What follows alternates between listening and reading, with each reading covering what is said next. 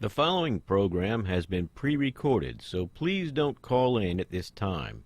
If you wish to participate in the program, tune in at 5 p.m. every Wednesday for A Pause for Thought on Baton Rouge Community Radio.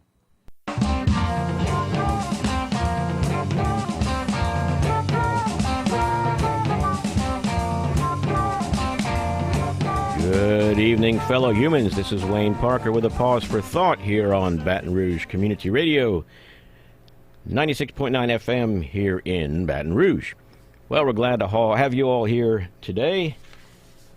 And I'd like to tell everybody this is a live call-in show. You can call in regarding the topic of the evening and share your thoughts and questions, challenge Lang and me on anything we might say that you might know is wrong.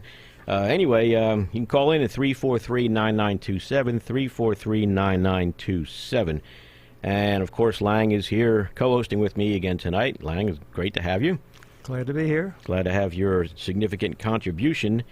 And, Lang, like I was talking to you over the many years that we've known each other anyway, the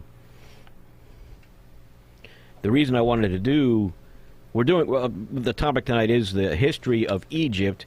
And this is part of a larger series of shows I hope to do to just show the general history of the Middle Eastern countries. And I first got the urge to do this when I thought back to the attacks on 9/11 and how so many Americans were just totally shocked and had no idea why anybody would want to do something like that to us. And I thought, even my limited knowledge of the history of the Middle East back then and our involvement in it, I knew that there were, the anger and the animosity and the conspiracies and the disruptions that have been caused by the developed countries, Russia, Soviet Union, European countries, and the U.S. later on, all fed into this anti-Western attitude by many of the people in the Middle East. And I know, Lang, you corrected me, it's not everybody, and as far as I know, it's only the 7 or 8 guys that were involved in the attack, but I don't think so. But anyway, I wanted to try to, just give the history of outside involvement by Western and Asian countries in the Middle East. And we figured we'd start with Egypt. But first, I wanted to say, to get us kicked off here, all this began way, way back in ancient times, and actually with the advance of the Islamic Empire, the Muslim Empire in the Middle East. That was where the so-called cradle of civilization is said to be, where they developed mathematics, they perfected algebra, I believe. I never learned that in high school. I just heard it came from Arabia, but it was the Muslim influence that enabled the development of those things, and the area became rich and began spreading out and trading with countries on the Mediterranean Sea, and then all the way over to China. I mean, this was all on land routes and all that. And I've got a map here. But yeah, there were roads from southern Europe and the Middle East over to China, and then of course up through Persia and down to India and all that. But then when sailing ships were developed, the Middle Easterners came out of the Red Sea and the Persian Gulf and went all the way down to the southern tip of India and around to China and Indonesia and established a bunch of trades. And of course, as the rest of the world grew up and prospered, they saw the benefits of getting involved there, and that's when it all began, as far as the topics we're dealing with here. And Lang, I have here in my notes under the trade routes established, European and Asian civilizations came to trade and conquer down there, and that the Romans dominated the region and then declined. And can you take it from there, or maybe build up to the Romans? This is all new to me, and I was fascinated with some of the things I came across and trying to study up a little bit on this. Timelines were just astounding when we think of how quickly things change these days. The Egyptians, as a society, were highly developed like 3,000 years BC. And then you pick up with Alexander the Great conquering it almost 3,000 years later, 332 BC. And he was in there for a few years before the Ptolemy dynasty took over again. And looking at the time scale then, you have the Ptolemy dynasty ruling for 300 years. And following that, the area that's now Egypt was ruled by the Romans for almost 700 years. And then the Arabs ruled it for about 600 years. And then the Mamelukes for almost 300 years, and the Ottomans for almost 300 years. Those are just astounding to think of how long Egypt was under these different sets of rulers, societies, until you get that brings you up to the Napoleonic battle on. We'll get which to is that. like the beginning of the modern age. Yeah, right. And I wanted to mention before we get into that too much, because we want to cover that in some detail. But talking about the long periods of time where different reigns existed in that part of the world, and yet Americans today seem to think that we're so much more superior than a lot of those people over there, and more advanced. When in fact we're only 270 years old, something like that, or not even that. We're just over 200 years old, and this part of the world has been civilized for thousands of years. Mm-hmm. But anyway, you mentioned the Mamelukes, right? And I think, go ahead. Yeah, they were sandwiched in there, if you can call it that, when they ruled for 270 years between the Arabs and the Ottomans. Yeah, and what I recall, we were talking about this before we went on the air. The Muslim Empire ended up, at least as late as 1450. Controlling all of northern Africa, and then all the way up across Persia and into India and down onto the east coast of India. They were there and established, but they were beginning to get pushed back by the Russians, because the Russians wanted a warm sea port, which they've wanted forever, I guess, because ever since they've had ships, or ships have existed, sailing ships. And so as the Russians were pushing the Muslims back toward northern Africa, they took a lot of slaves in the Balkans, and I think Malamuk was the word for owned people, and they enslaved the Malamukes and made them fight for them. And I think, as you said, that during a later battle, all the leaders of the Muslim army were killed, and the Malamukes took over, and then they ended up reigning over the region for, how long was it? 270 years till the Ottomans came in. Okay, and right around the Ottoman Turks were in there somewhere trying to gain influence too, or at least the Turkish people. But the Ottoman Turks captured Constantinople from the Byzantines, and that was a later empire. That was like the Eastern Roman Empire. Right, that was the Roman Empire split into the East and the West. Right, but anyway, they began building their Ottoman Empire, and for 3 centuries or so, this is including the Russian attempts to conquer that part of the world too. Russia came back down and conquered, to try to conquer the Ottomans, again to get a warm sea port. And in 1770, a Russian fleet came into the Mediterranean and supported, and with the support of the British, attacked the Turks. And I'm not sure where I go with that, though. The Ottoman Turks lost their claims in Eastern Europe and the Crimea, but retained much of the southern territory. So Russia did win in that case with British assistance in taking over that part of the world from them.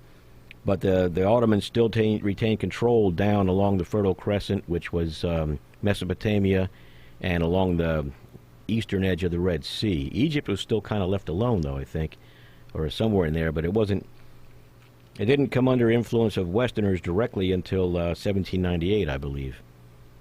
Wasn't that when Napoleon from France invaded with his army? Yeah, that was when Napoleon came in. He had that was shortly after the French Revolution, so things were kind of crazy back in France, and he was sent off to do battle, and because of his success in the Italian campaign.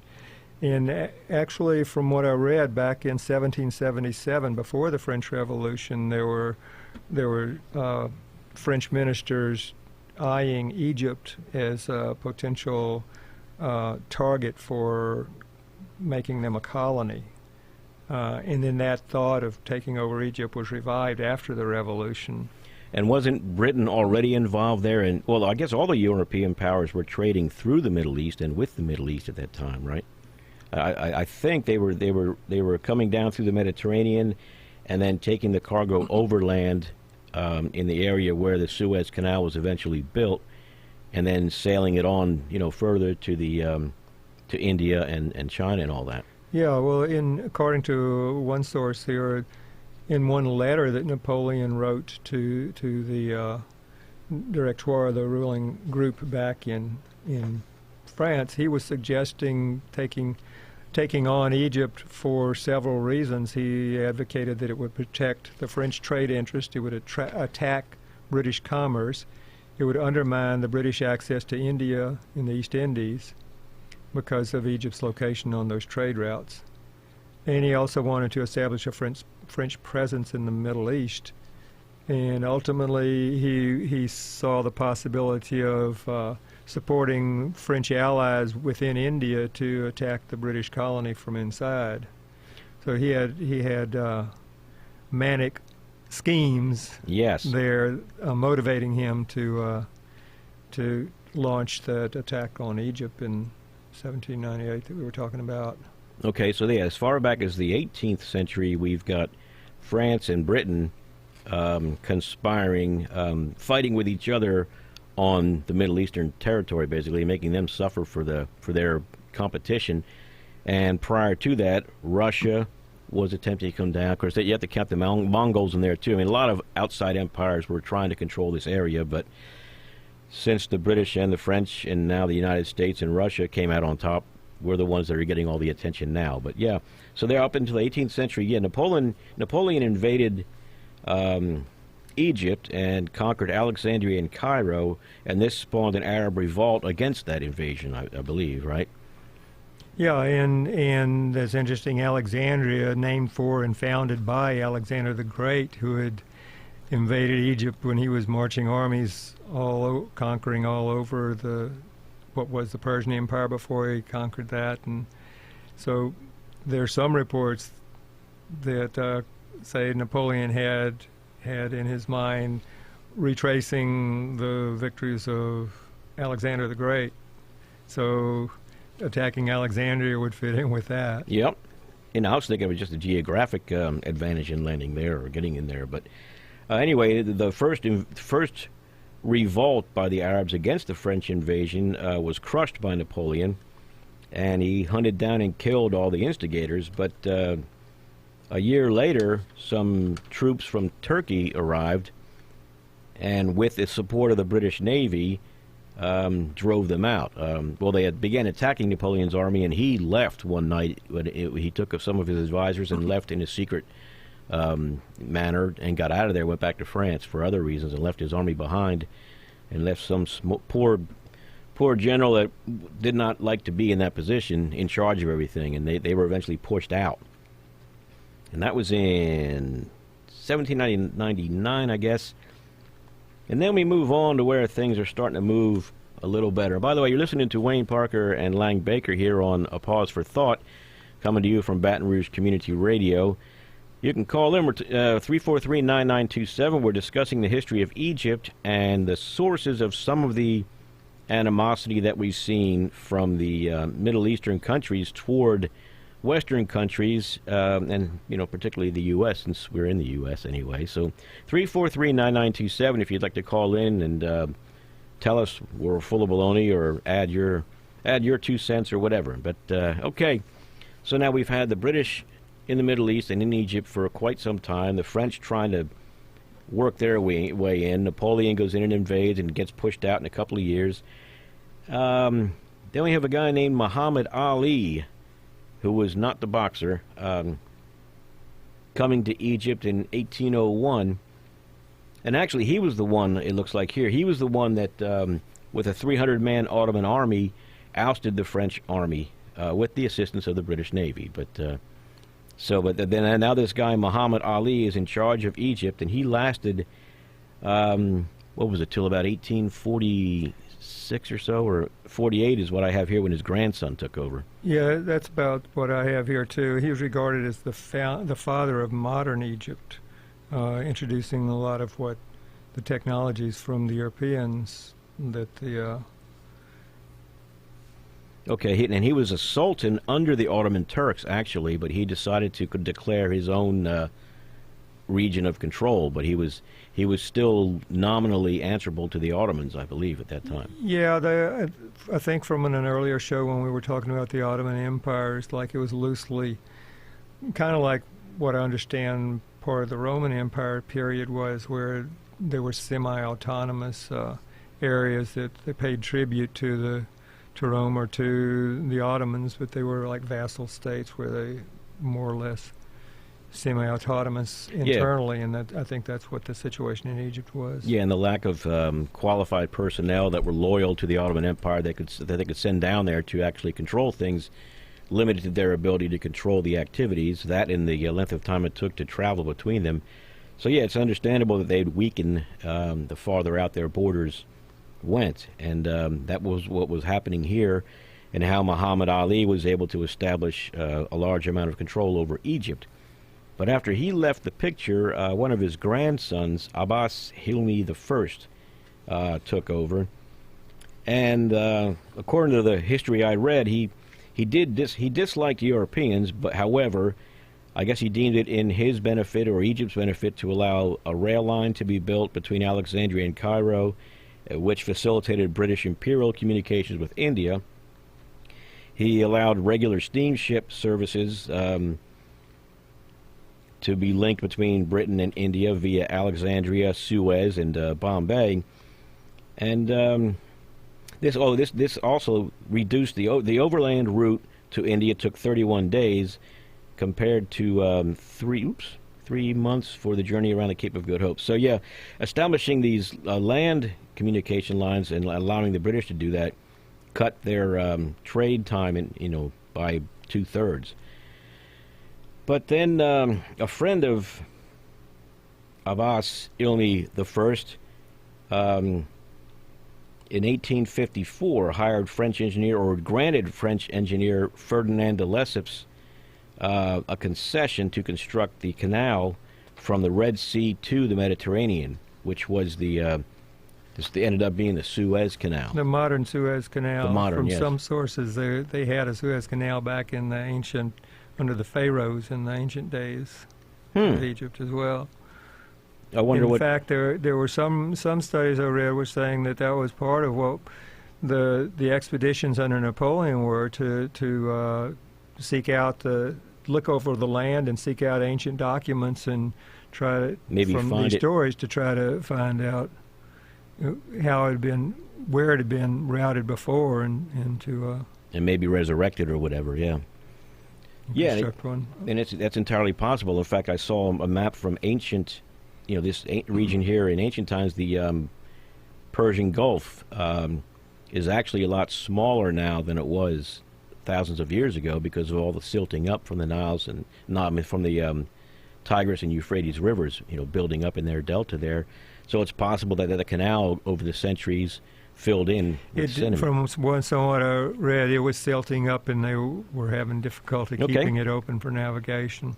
Okay, so let's see, where does that bring us to here? Okay, so de Lesseps, the Frenchman, is allowed to form the Suez Canal Company, which is a combined French and British company, and they get some land given to them for tax-free commerce, near where the canal is going to be built, and they build the canal. Well, those private-public partnerships. Right, yes. But the Suez Canal is constructed, and let's see, was it finished in 1876, Lang, the Suez Canal? I don't have the date on when they completed it. I think I do. 1869, Suez Canal opens, okay? So in 1869, the Suez Canal opened up, but it was very shallow, and it was like 500 ships a year navigated it because it was only 25 feet deep and 72 feet wide, according to what I'm reading here.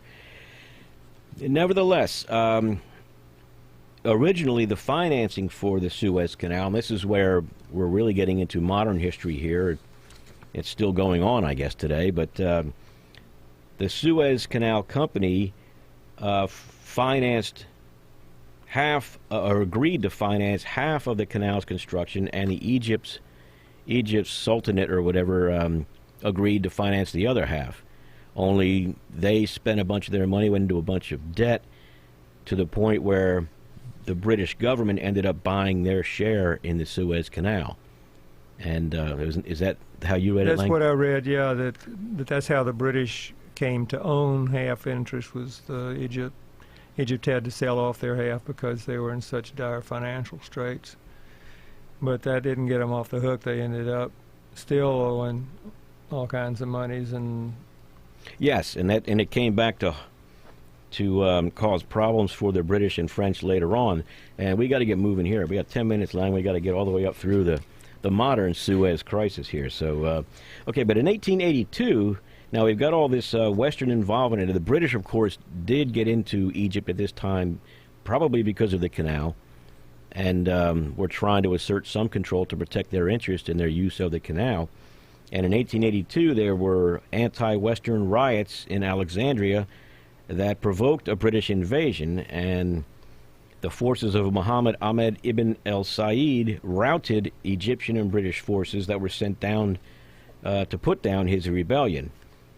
And in 1884, after a long siege, he defeated and beheaded the British Army's leader, General Gordon, who had been sent down with an inadequate force of 7,500 to oversee the safe evacuation of British troops. So the British were driven out of there for some time, but we discussed before the show that period between 1884 and 1914, there was still a large British influence down in the Egypt region, was it not? I believe so, yeah. And then it was formerly a protectorate for a while there against the Ottomans, and that lasted through the First World War that we were discussing in an earlier program about Right. the Ottoman Empire. Yes. It lasted up until 1922, but And even then after that, the British still had a large influence there. Right, and during World War I, the British further angered local Egyptian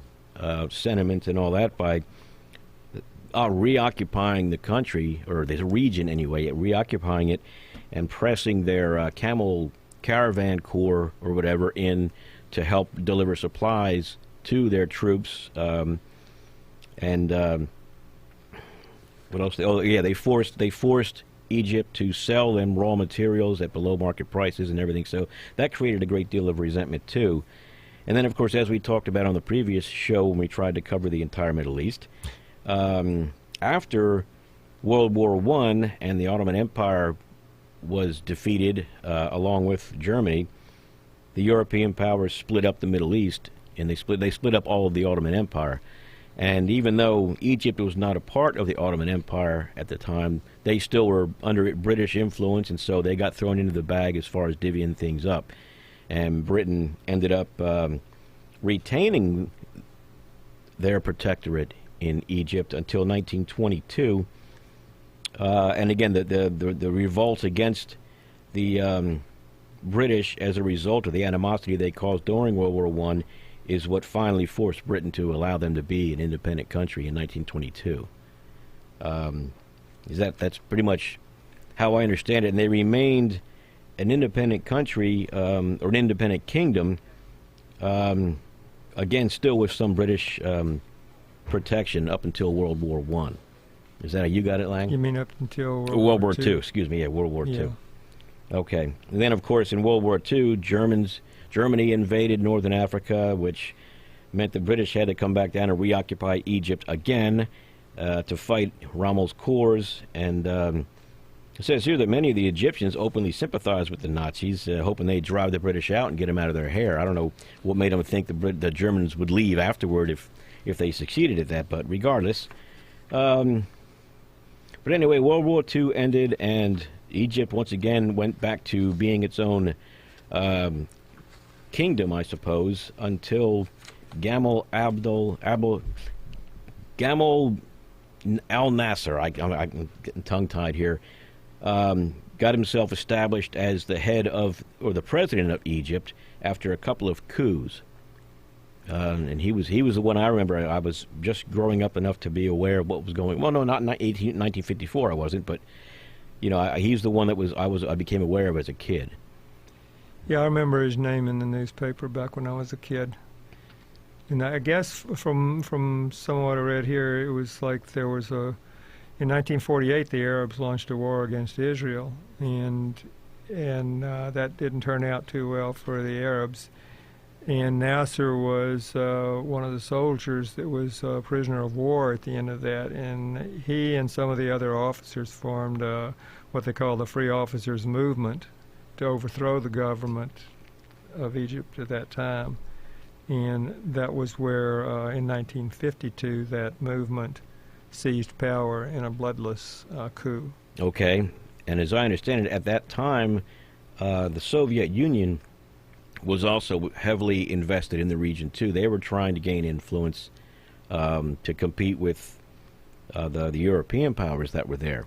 And so Nasser was playing one against the other since it was during the Cold War. And, yeah, he was a leader in the non-aligned, what was called the non-aligned movement, the nations that didn't want to line up as on either side of the right. Cold War. He was hoping to benefit so from both. They were playing them off of each other. Okay, and he wanted to build the Aswan Dam on the Nile, and I believe he had financing lined up with the U.S., and then we decided not to, possibly under European influence. I don't know, but yeah, I don't know who on the West was going to do the financing, but that's what fell through, and that's when he turned to the Soviets for financing. Yeah, and he had already been dealing with the Soviet Union. From what I saw here in 1955, he alarmed the West by buying Eastern Bloc arms from Czechoslovakia, which was the Soviet Union back then. But, yeah, I have here in 56, the U.S. and Britain withdrew their offer of financial aid for Nasser's Aswan Dam, and that made him mad, so he nationalized the canal. Yeah, and even back a couple of years before that, in 54, according to this one source, Nasser was working on trying to reach a compromise policy with Israel. And in 54, the Egyptians discovered that there was an Israeli plot to blow up some U.S. information agencies and other facilities and discredit Nasser with the West.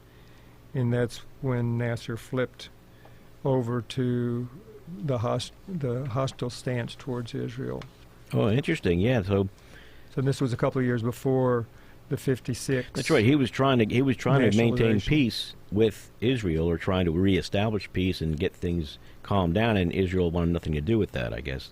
According to this report, Israel sabotaged that effort. Okay. Well, with a couple minutes left, Lang, after Nasser nationalized the Suez Canal.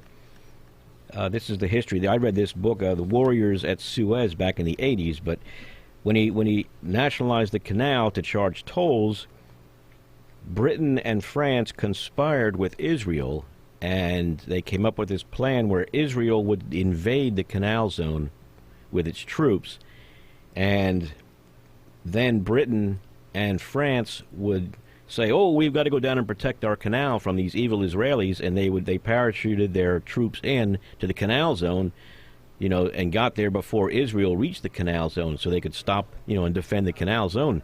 And of course, the rest of the world and President Eisenhower at the time saw what the scheme was. They saw it for what it was, and between Eisenhower's pressure and the UN's, they forced the British, Israelis, and the French to withdraw from the zone and return it back to Nasser's control.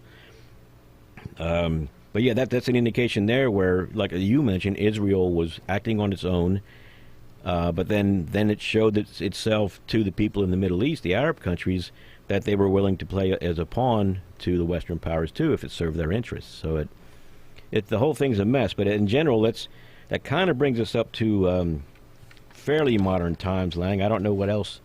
Yeah, about a half a century ago is after I was born. So yeah, well, it's during my lifetime. Yeah. Well, not quite. I was born in 57, so... Yeah, I was born in 47, so... Okay, so yeah, we're a decade apart. During your lifetime. But yeah, things have happened fast, too, and then with the Arab Spring and all that, but, there's lots of other intrigue going on over there, but hopefully the listeners have caught the idea that there's been a lot of intrigue and a lot of injustices perpetuated in Egypt by Western powers, and we really are just now getting to the point where the U.S. is getting involved more directly, or will be getting involved with other countries there, leading up to, like, say, the attack on 9/11 and stuff like that. But anyway, You've been listening to Wayne Parker and Lang Baker here on A Pause for Thought, coming to you from Baton Rouge Community Radio. We thank you for listening, and we hope we haven't bored you too much with all this history stuff. But as always, Lang, it was fun for me to learn it. And yeah, I always learn a lot of new stuff getting ready for this show. yeah, hopefully we can remember some of it. Doubtful. Yeah, and tell the stories. Tell the stories at parties and stuff. Hey, let me tell you about the history. Anyway, okay, we got to go. Thank you all for listening, and you guys have a good night.